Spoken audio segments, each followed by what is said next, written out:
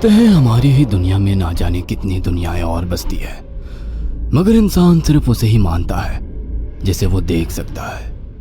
काली अमावस की रात थी। चारों ओर सिवाय हवाएं और शोर के अलावा कुछ भी नहीं था। राजन को आज घर लौटने में देर हो गई थी। रात के सन्नाटे को वो अपनी साइकिल से चीरता हुआ चला जा रहा था।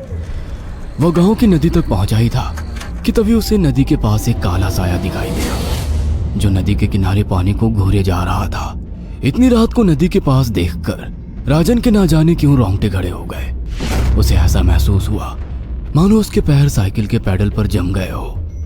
राजन कपकपाते हुए होठों से बोला, कौन है वहां पर? राजन ने इतना बोला ही था कि अचानक वो साया बिजली की रफ्तार से दौड़ता हुआ राजन के नजदीक आ गया। राजन की नजर जैसे ही उस साये पर पड़ी, उसके हलक से एक भयानक चीख निकल गई। इस घटना के 1 महीने बाद अर्जुन का सारा ध्यान ड्राइविंग पर था। उसकी पत्नी शिखा कार में ड्राइविंग सीट के बगल में बैठी हुई एक मैगजीन पढ़ रही थी। शिखा ने मैगजीन रखकर अर्जुन की ओर देखकर कहा, और कितनी दूर रह गया है तुम्हारा गांव अर्जुन? बस थोड़ी दूर रह गया है, आधे घंटे में हम पहुंच जाएंगे। तुम्हारे चेहरे पर इतनी टेंशन क्यों है? टेंशन क्यों नहीं होगी शिखा, मैंने अपनी माँ को बगैर बताए तुमसे लंदन में शादी जो कर ली। पता नहीं माँ तुम्हें देखकर कैसे रिएक्ट करेगी। डोंट वरी अर्जुन, मुझ पर भरोसा रखो। तुम्हारी माँ को मनाने की जिम्मेदारी मेरी है। आई होप शिखा ऐसा ही हो। यकीन मानो अगर ऐसा हुआ ना तो मेरे ऊपर से एक बहुत बड़ा बोझ उतर जाएगा। अब मुस्कुरा भी दो यार। अच्छा, तुम बता रहे थे कि गांव में तुम्हारी बहुत बड़ी हवेली बनी हुई है। कुछ बताओ ना अपनी हवेली के बारे में। अरे 15 मिनट में हम वैसे भी पहुंचने वाले हैं, तुम खुद देख लेना। कुछ ही देर में अर्जुन अपने गांव वीरपुर अपनी हवेली में खड़ा हुआ था। अर्जुन की मां अर्चना देवी अर्जुन के स्वागत के लिए हवेली के बाहर खड़ी हुई थी। अर्जुन ने दौड़कर अपनी मां के पैर छुए और डरते हुए बोला, ये शिखा है मां, मेरी पत्नी। हम दोनों ने लंदन में शादी कर ली। अर्जुन की बात सुनकर अर्चना देवी मुस्कुराकर बोली, कोई बात नहीं बेटा, एक ना एक दिन तो तुझे शादी करनी ही थी। इतना बोलकर अर्चना ने अपनी बहू को गले लगा लिया और वो अंदर आने का इशारा करती हुई वहां से चली गई।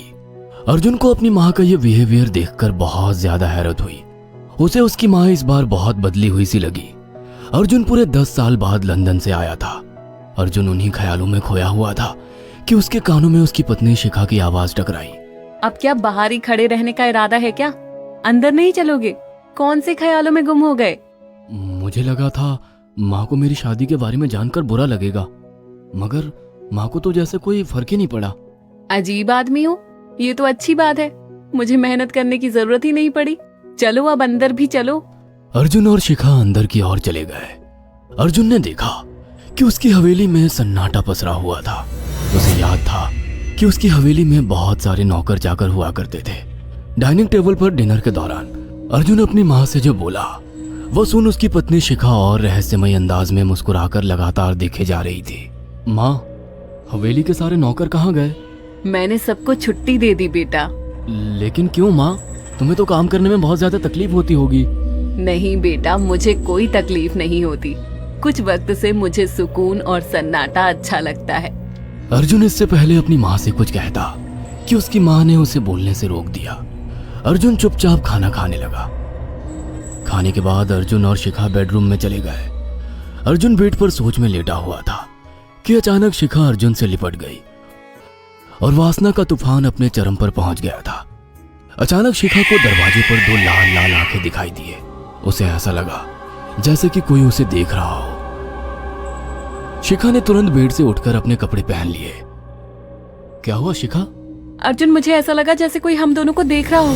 पागल हो गई हो क्या? हवेली में सन्नाटा पसरा हुआ है, एक भी नौकर चाकर नहीं है। तुम्हें वहम हुआ होगा।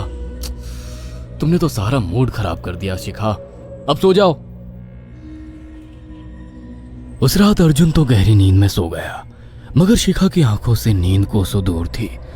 अगली सुबह शिखा जल्दी उठकर किचन की ओर चली गई, मगर उसने देखा कि उसकी सास अर्चना नाश्ता तैयार कर चुकी थी। माँ, आपने तकलीफ क्यों की? मुझे बुला लेती आप। शिखा की बात सुनकर उसकी सास अजीब से अंदाज में शिखा की ओर देखने लगी। उनके देखने के अंदाज में पता नहीं ऐसा क्या था कि शिखा को अपने रोंगटे खड़े होते हुए महसूस हुए। अर्चना धीरे धीरे करीब कदमों से शिखा के करीब आकर बोली, कोई बात नहीं बेटी, तुम्हें अब यहीं रहना है। तुम सिर्फ मेरे बेटे के साथ प्यार से रहो और जल्दी से मुझे एक पोता दे दो। काम की चिंता मत करो, वो सब मैं कर लूंगी। कुछ ही दिनों के बाद अर्चना गर्भवती हो गई। उसे हवेली में रहते हुए 6 महीने से ज्यादा वक्त हो चुका था और इन 6 महीनों में उसने नोट किया कि जब से वो गर्भवती हुई है, उसकी सास अचानक से आकर उसके पेट पर हाथ फेरने लगती और अजीब से अंदाज में उसके पेट को घूरने लगती। शिखा ने तंग आकर अर्जुन से कहा, अर्जुन, मुझे तुम्हारी माँ का बिहेवियर बड़ा अजीब लगता है। तुम्हारी माँ जब देखो मेरे पेट पर आकर हाथ फेरती रहती है। अरे माँ को अपने पोते के आने का बेसब्री से इंतजार है शिखा, इसमें अजीब लगने वाली क्या बात है? मैं तुम्हें कैसे समझाऊं? मैंने माँ की आंखों में एक अजीब सी चमक देखी है। कैसी चमक? शिखा के मुंह से अचानक से एक अल्फाज निकल गया, जैसे किसी डायन की आंखों में होती है। शिखा की बात सुनकर अर्जुन का गुस्सा 7वें आसमान पर पहुंच गया। वो गुस्से से चीखते हुए बोला, खबरदार शिखा, आगे एक शब्द मेरी माँ के खिलाफ मत निकालना, नहीं तो मुझसे बुरा कोई नहीं होगा। तुम्हें शर्म आनी चाहिए शिखा। जब से तुम यहाँ पर आई हो तब से मेरी माँ तुम्हारी कितनी चिंता करती है। वह तुम्हें समय से खुद नाश्ता बनाकर देती है, खाना देती है, यहाँ तक कि हवेली की साफ सफाई भी वो अकेली करती है। क्या बोलूं अब तुमसे, शर्म आती है मुझे तुम्हें अपनी पत्नी कहते हुए। इतना कहकर अर्जुन गुस्से से कमरे से निकल गया। शिखा अर्जुन से बहुत कुछ कहना चाहती थी मगर कह नहीं पाई। उसने महसूस किया था कि चाहे कितनी भी तेज आंधी और तूफान आए मगर हवेली के अंदर धूल की एक परत तक नहीं जमती थी और दिन ब दिन अर्चना के चेहरे की झुर्रियां कम होती जा रही थी। ऐसा लगता था मानो वो जवान हो रही हो। शिखा के अब 9 महीने कंप्लीट हो चुके थे और एक रात अचानक उसे प्रेगनेंसी पेन होने लगे। वो दर्द से तड़पने लगी। ये देखकर अर्जुन घबरा गया। वो दौड़ा दौड़ा माँ को बुलाकर लाया और बोला, माँ, हमें तुरंत शिखा को किसी अच्छे हॉस्पिटल में एडमिट कराना होगा। अर्जुन ने देखा कि उसकी माँ ने उसकी बात को सुना ही नहीं। वो तो बस शिखा के गर्भ की ओर आंखें फाड़ फाड़ कर देखी जा रही थी। अर्जुन एक बार चिल्लाकर कहा, माँ, हमें शिखा को इसी वक्त हॉस्पिटल में एडमिट कराना होगा। नहीं, शिखा की डिलीवरी हॉस्पिटल में नहीं, इसी हवेली में होगी। लेकिन इस हवेली में आपके और मेरे अलावा कोई नहीं है। तभी शिखा दर्द से तड़पने लगी। अर्चना ने अपने बेटे को धक्के देकर कमरे से बाहर निकाल दिया और दरवाजा बंद कर लिया। अर्जुन हक्का बक्का रह गया। अर्जुन दौड़ता हुआ गांव की ओर गया। उसने देखा कि गांव में एक पेड़ के नीचे गांव के सभी बुजुर्ग इकट्ठे थे। उनके हाथों में जलती हुई मशालें थीं। अर्जुन उनके पास पहुंच गया और बोला, मेरी मदद कीजिए, मेरी बीवी को प्रेगनेंसी दर्द हो रहे हैं। आप प्लीज किसी दाई को बुला लीजिए, जितना पैसा चाहिए देने को मैं तैयार हूँ। तभी उसके कानों में गांव के सरपंच की आवाज टकराई, बेवकूफ लड़के, तू अपनी बीवी को एक डायन के यहाँ पर मरने के लिए छोड़ आया। क्या कहना चाहते हैं आप? आप जानते हैं आप क्या कह रहे हैं? वही जो तू सुन रहा है। तेरी माँ एक डायन है। इन गांव वालों के हाथों में जो मशाले देख रहा है ना, हम तेरी ही हवेली में आग लगाने जा रहे थे। तेरी माँ ने इस गांव में ना जाने कितने नौजवानों को मार कर खाया है। तेरी माँ एक डायन है। लगता है आपका दिमाग खराब हो गया है। आप जानते भी हैं मैं कौन हूँ? हाँ, मैं जानता हूँ। तू ठाकुर धीरेन्द्र प्रताप का बेटा है। तेरे पिता को शक हो गया था कि तेरी माँ एक डायन है, इसीलिए उन्होंने तुझे हमेशा उससे दूर रखा।